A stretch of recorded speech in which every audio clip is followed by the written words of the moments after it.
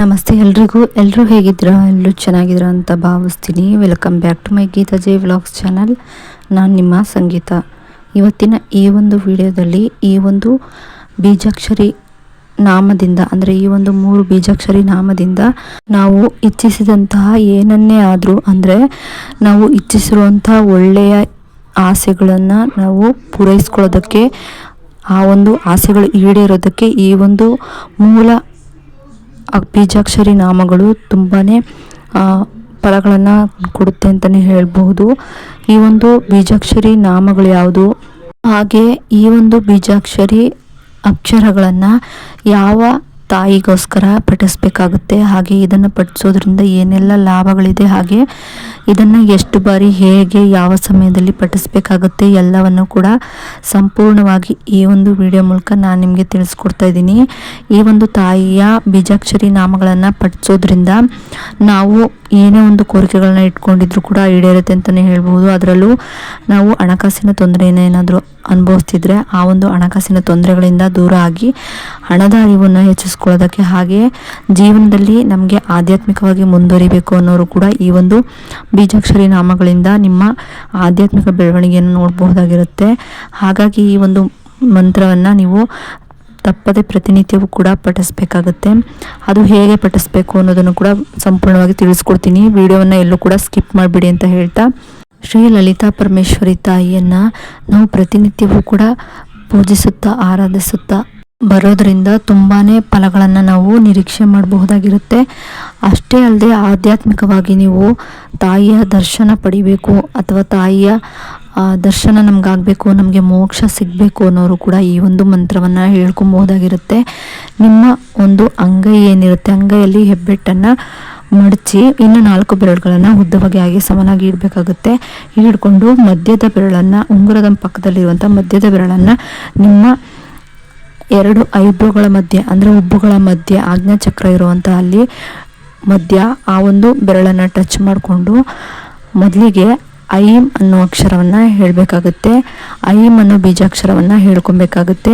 ಇದನ್ನು ಹೇಳಿದ ನಂತರ ನೀವು ನಿಮ್ಮ ತಲೆಯ ಮೇಲೆ ನತ್ತಿಯ ಭಾಗ ಅಂದರೆ ಸಹಸ್ರ ಚಕ್ರದ ಹತ್ರ ಕ್ಲೀಂ ಅನ್ನೋ ಬೀಜಾಕ್ಷರಿ ನಾಮವನ್ನು ಹೇಳ್ಕೊಬೇಕಾಗುತ್ತೆ.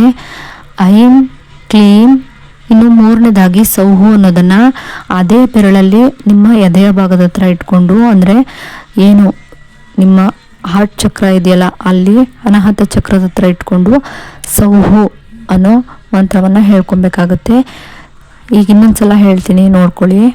ಐಂ ಕ್ಲೀಂ ಸೌಹು, ಐಂ ಕ್ಲೀಂ ಸೌಹು, ಐಂ ಕ್ಲೀಂ ಸೌಹು, ಐಂ ಕ್ಲೀಂ ಸೌಹು, ಐಂ ಕ್ಲೀಂ ಸೌಹು, ಐಂ ಕ್ಲೀಂ ಸೌಹು, ಐಂ ಕ್ಲೀಂ ಸೌಹು, ಐಂ ಕ್ಲೀಂ ಸೌಹು, ಐಂ ಕ್ಲೀಂ ಸೌಹು, ಐಂ ಕ್ಲೀಂ ಸೌಹು, ಐಂ ಕ್ಲೀಂ ಸೌಹು, ಐಂ ಕ್ಲೀಂ ಸೌಹು, ಐಂ ಕ್ಲೀಂ ಸೌಹು, ಐಂ ಕ್ಲೀಂ ಸೌಹು, ಐಂ ಕ್ಲೀಂ ಸೌಹು, ಐಂ ಕ್ಲೀಂ ಸೌಹು, ಐಂ ಕ್ಲೀಂ ಸೌಹು, ಐಂ ಕ್ಲೀಂ ಸೌಹು, ಐಂ ಕ್ಲೀಂ ಸೌಹು, ಐಂ ಕ್ಲೀಂ ಸೌಹು.